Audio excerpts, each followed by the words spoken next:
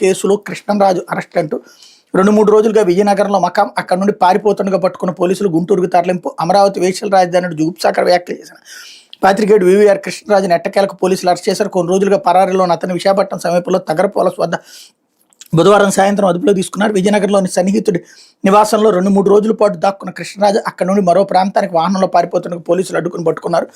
ప్రాథమిక విచారణ అనంతరం ఆయన అక్కడి నుంచి బుధవారం రాత్రి గుంటూరుకు తరలించారు. గురువారం కోర్టులో హాజరుపరుస్తారన్నట్టు వార్తని హైలైట్ చేశారు. ఇప్పుడు రోదసి యాత్ర మళ్లీ వాయిదా అంటూ ఫాల్కన్ 9 రాకెట్లో ఇంధన లీకేజ్, దాన్ని సరిచేశాకే పైన నిర్ణయం సరైందే. ఇస్రో భారత వ్యోమగామి శుభాన్ శుక్లా సహా 4గురిని రోదసిలోకి తీసుకెళ్లేందుకు ఉద్దేశించిన యాక్సియం 4 మిషన్ మరోసారి వాయిదా పడింది. మే 29నే జరగాల్సిన ఈ ప్రయోగం తొలుత మంగళవారానికి వాయిదా పడింది.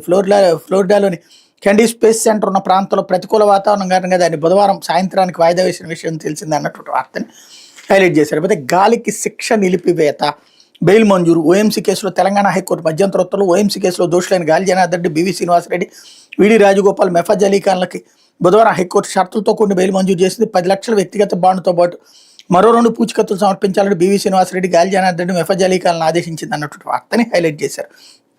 ఇది న్యాయస్థానాలే ఆలోచించాల్సినటువంటి అంశం. ఎందుకంటే 7 ఏళ్ల లోపు జైలు శిక్ష పడేటటువంటి కేసుల్లో బెయిల్ ఇచ్చారంటే ఒక అర్థం ఉంది. అది కూడా శిక్ష పడ్డాక బెయిల్ ఎందుకు ఇవ్వాలి?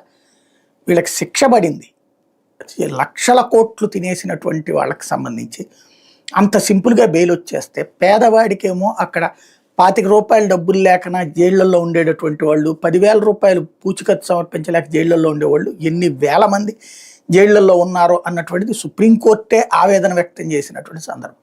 ఇటు ధనవంతులకు వచ్చేటప్పటికి, బలిసినోడికి వచ్చేటప్పటికి ఒక న్యాయం అన్నటువంటి చర్చ నడుస్తుంది. లాలూ ప్రసాద్ యాదవ్ ఏదో ఒంట్లో బాగాలేదన్నాడని చెప్పేసి బెయిల్ ఇచ్చేశారు.